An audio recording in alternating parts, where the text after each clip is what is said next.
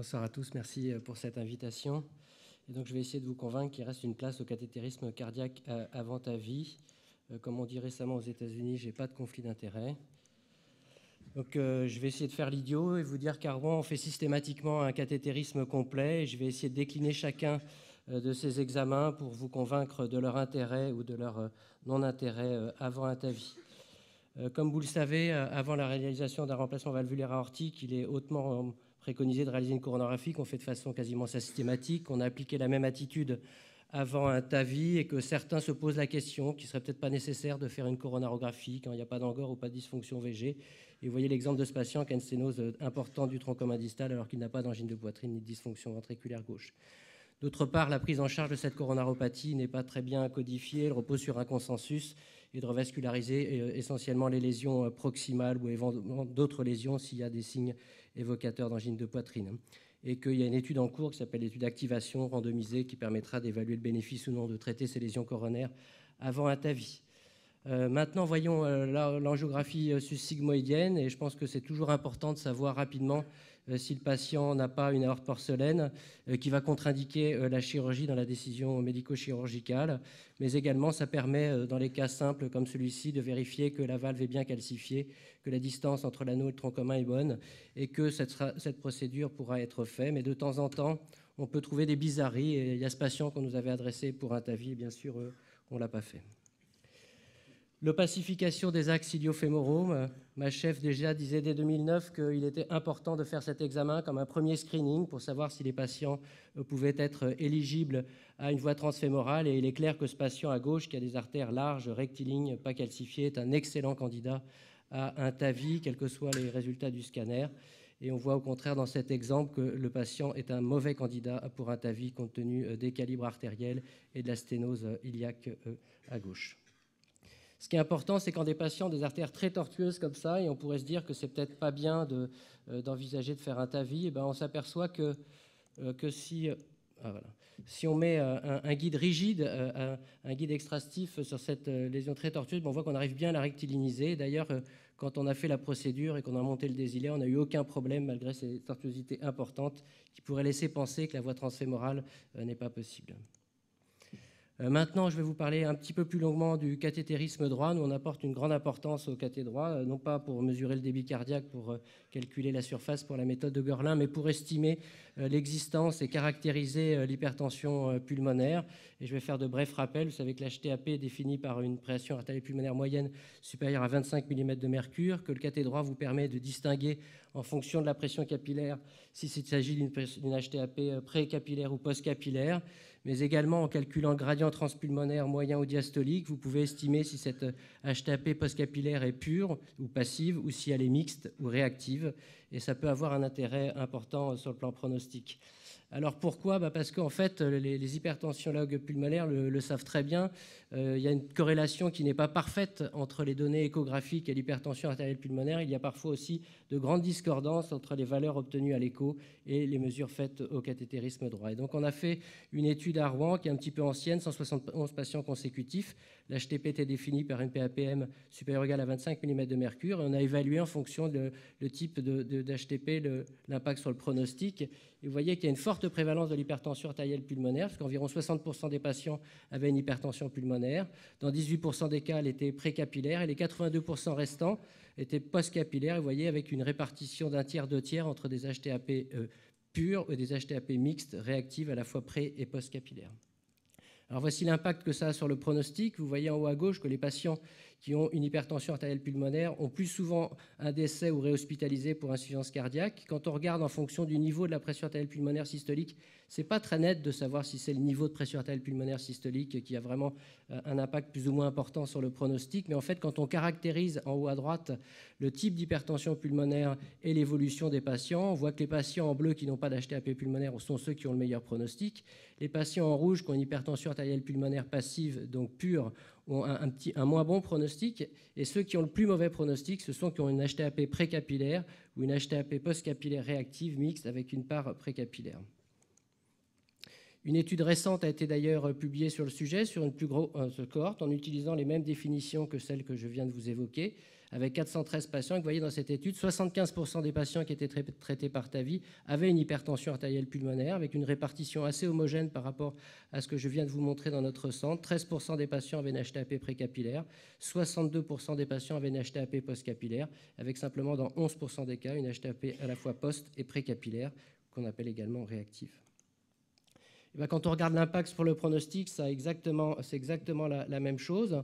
On voit que les patients qui n'ont pas d'hypertension pulmonaire sont ceux qui ont le meilleur pronostic, et là c'est que sur la mortalité totale ou cardiovasculaire. Ceux qui ont une HTAP postcapillaire pure ont un moins bon pronostic, mais bien meilleur que les autres patients qui ont soit une HTAP précapillaire ou une HTAP mixte à la fois pré- ou postcapillaire. Alors, ce qui est intéressant, même si les patients ont un moins bon pronostic, on voit que les patients que j'ai entourés en noir qui ont une HTAP précapillaire vont quand même avoir une amélioration fonctionnelle, puisque vous voyez qu'il y a peu de patients qui restent en classe 3 ou 4 après la mise en place du TAVI. Donc, on améliore quand même les patients qui ont une HTAP précapillaire ou postcapillaire réactive.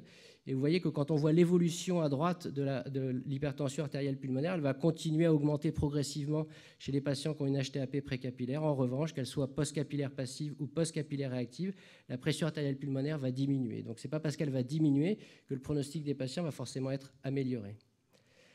Alors maintenant, la dernière question qu'il faut se poser, est-ce qu'il faut franchir un rétrécissement aortique? Quand on regarde les recommandations que ce soit européenne ou américaine, il n'est bien sûr pas indiqué de franchir systématiquement le rétrécissement aortique et le réserver aux patients pour lesquels on a un doute. Pourquoi? Parce qu'il y a eu cette étude qui a été présentée dans le Lancet en 2003 qui montrait qu'en cas de franchissement systématique d'un rétrécissement aortique, il y avait 3% d'AVC, et quand on faisait une IRM avant ou après la procédure, 22% des patients avaient des anomalies de signal de diffusion en IRM. Et bien sûr, il n'y en avait pas dans l'autre groupe. Mais en pratique, on a 4 groupes de patients une fois qu'on a une évaluation échographique chez un patient pour lequel on suspecte un rétrécissement aortique. On peut avoir un RA non serré quand il y a une concordance avec une surface et le gradient, un RA serré classique, mais dans certains cas, il y a une discordance, soit parce que la surface est inférieure ou supérieure, une discordance entre la surface et le gradient. Et ça, c'est ce qu'on appelle les discordances à l'échographie. Mais nos échographistes nous ont bien montré que quand les patients avaient une surface inférieure à 1 cm² et un gradient moyen inférieur à 40 mm de mercure, quand ils avaient une fraction d'éjection normale, il fallait calculer le volume d'éjection systolique. Et les patients pour lesquels le volume d'éjection systolique était normal faisaient plutôt penser à une erreur de mesure. Et à l'inverse, quand ce volume d'éjection systolique est altéré, ça fait évoquer un paradoxical low flow. Mais vous voyez, c'est fréquent. Il y a cette étude qui avait été faite par les gens de Bichat et au Canada. Cette discordance entre les données échographiques et les données sont fréquentes. Ça relève à 30%. Donc, c'est rare d'avoir une surface supérieure à 0,6 cm², un gradient moyen supérieur à 40. Mais c'est quand même très fréquent d'avoir ce phénotype de surface et de gradient discordant. Alors, dans ce même travail, ils ont évalué l'intérêt du score calcique par scanner, et on voit à droite les RA serrés, à gauche les RA non serrés. Vous voyez que les patients intermédiaires discordants ont des scores calciques plus élevés, avec les patients qui ont une surface supérieure à 0,6 et un gradient supérieur à 40 qui ont un score calcique qui était proche du rétrécissement aortique serré classique. Et en revanche, les patients qui ont le paradoxical low flow se rapprochent plus des patients qui n'ont pas de rétrécissement aortique. Et ils ont établi des valeurs seuil à partir de courbes ROC et ont montré que ça, c'est une chose à retenir, qu'au-delà de 1200 pour la femme et 2000 pour l'homme, c'était plutôt en rapport avec un rétrécissement aortique serré. Donc, en conclusion, dans notre centre, nous réalisons de façon systématique avant un TAVI une coronarographie, une aortographie sus-sigmoïdienne et des axes iliofémoraux pour les raisons que j'ai évoquées auparavant. Un cathétérisme droit, essentiellement à visée pronostique, mais également qui pourra permettre chez les patients qui avaient une hypertension artérielle pulmonaire de ne pas trop arrêter rapidement les traitements de l'insuffisance cardiaque ou de les suivre de façon plus rapprochée. Le franchissement du RA est réservé à des patients pour lesquels il y a une discordance qui persiste entre les données cliniques et échographiques et après les techniques d'imagerie non invasive, compte tenu de sa dangerosité potentielle. Je vous remercie pour votre attention.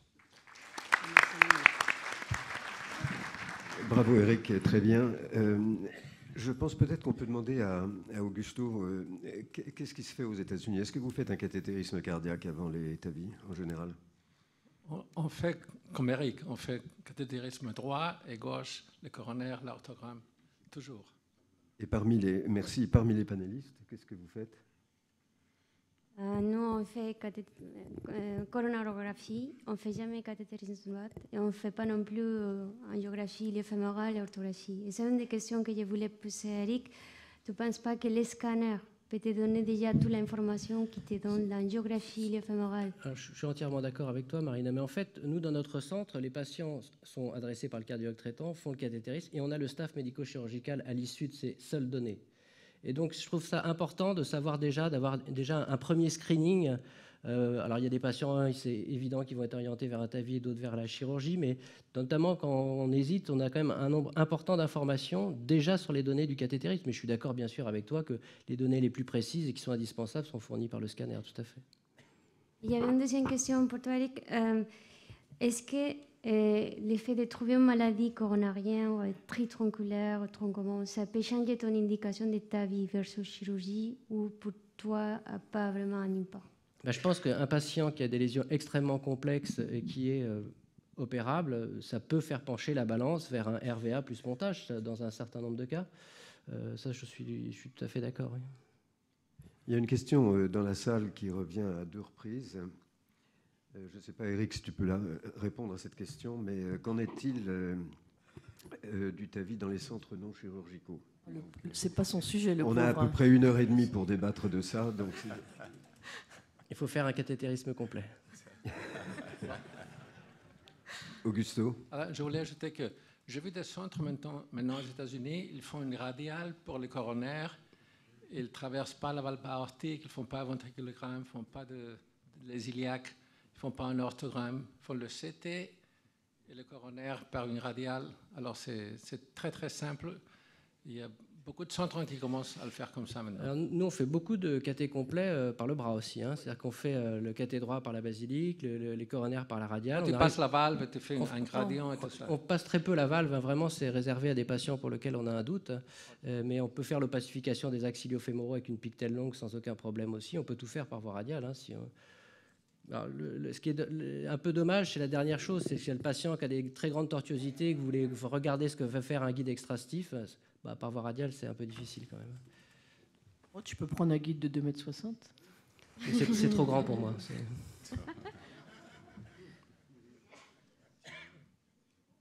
Non, et effectivement, par voie radiale, tu peux mettre ton guide stiff dans l'autre sens. Et tu vas voir s'il se redresse ou pas, il n'y a aucun problème.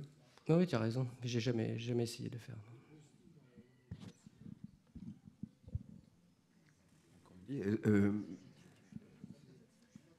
Je t'avoue, Eric, moi je suis assez dubitatif sur l'intérêt du cathé droit.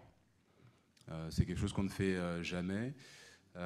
Tu nous montres qu'il y a, en fonction du type d'hypertension et du degré d'hypertension artérielle pulmonaire systolique, il y a une évolution qui est différente. Est-ce que vous le faites systématiquement, uniquement à titre de recherche, ou est-ce que ça a un impact dans votre décision de faire un TAVI ou pas, et dans le mode de prise en charge du patient? Parce que concrètement, je ne vois pas ce que ça apporte dans ma pratique à moi, et j'aimerais en savoir un peu plus. Je vais essayer de donner comme ça, rapidement, quelques exemples. La première chose, je pense que des gens, quand il y a un doute sur une décision opératoire ou TAVI, je pense que les gens, quand tu découvres une HTAP, ça a quand même un impact majeur sur les suites opératoires, et ça peut orienter le malade vers un TAVI, ça peut être une première raison.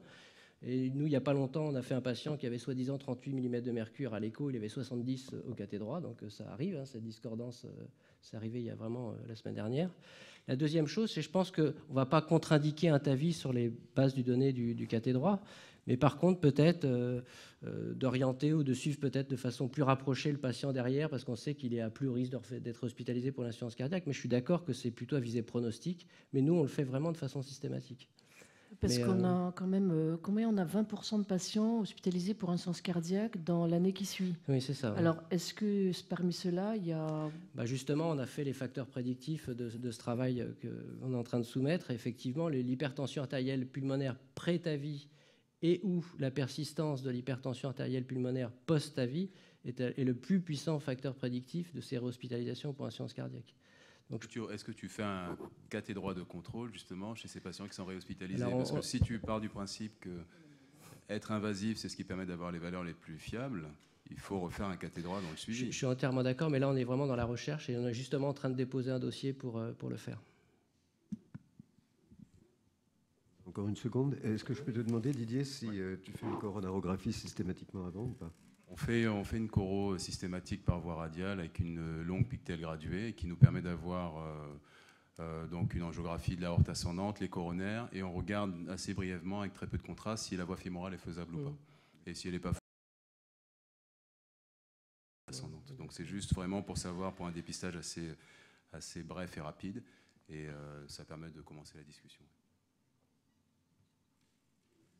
Merci beaucoup Eric.